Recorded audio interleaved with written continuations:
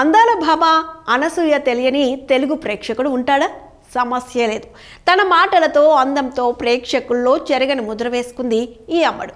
యాంకర్గా career ప్రారంభించిన అనసూయ ప్రముఖ ఛానల్లో టెలికాస్ట్ అవుతున్న జబర్దస్త్ ద్వారా మంచి క్రేజ్ సొంతం చేసుకుంది. తన మాటలతో ప్రేక్షకులను అలరిస్తూనే తన అందంతో కుర్రాళ్లను కవ్విస్తుంది ఈ చిన్నది. అందానికి కేర్ ఆఫ్ అడ్రస్ ఆమె. వయసు పెరుగుతున్న తరగని అందంతో కవ్విస్తుంది అనసూయ. యాంకర్గా పలు టీవీ షోల్లో కనిపించి మెప్పించిన అనసూయ ఆ తర్వాత సినిమాల్లోకి అడుగుపెట్టింది.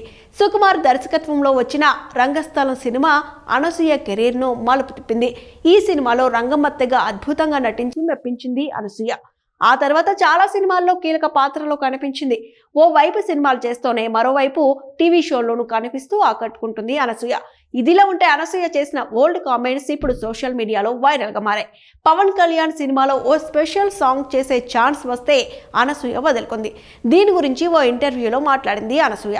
పవర్ స్టార్ పవన్ కళ్యాణ్ హీరోగా నటించిన అత్తారింటికి దారేది సినిమా ఎంత పెద్ద విజయం సాధించిందో అందరికీ తెలుసు. మాటల మాంత్రికుడు త్రివిక్రమ్ దర్శకత్వంలో వచ్చిన ఈ సినిమా సూపర్ హిట్గా నిలిచింది. ఈ సినిమాలోని పాటలు కూడా భారీ హిట్ అయ్యాయి. ఈ సినిమాలో ఓ స్పెషల్ సాంగ్ ఉంటుంది. It's time to party now అనే సాంగ్ కోసం ముందుగా అనసూయను సంప్రదించారట. అయితే అందులో చాలా మంది హీరోయిన్స్ కూడా కనిపిస్తారు అని చెప్తే దానికి అనసూయ నో చెప్పారట. నేను ఒక్కదాన్నే చేస్తాను, అంతమందితో కలిసి అంటే నేను చేయను అని చెప్పిందట. ఆ పాటలో సమంత, ప్రణీత కూడా ఉంటారు. అయితే అనసూయ మాత్రం నేను సోలోగా ఉంటేనే చేస్తా అని చెప్పిందట. ఆ తర్వాత మరొకరిని తీసుకున్నారు. అయితే ఆ సమయంలో నెటిజన్స్ అనసూయను భారీగా ట్రోల్ చేశారట. సినిమా యూనిట్ నేను అంతా ఓకే అనుకున్నాం, కానీ కొంతమంది మాత్రం నన్ను పవన్ కళ్యాణ్ పక్కన ఛాన్స్ వస్తే నో చెప్పావా అంటూ ట్రోల్ చేశారు.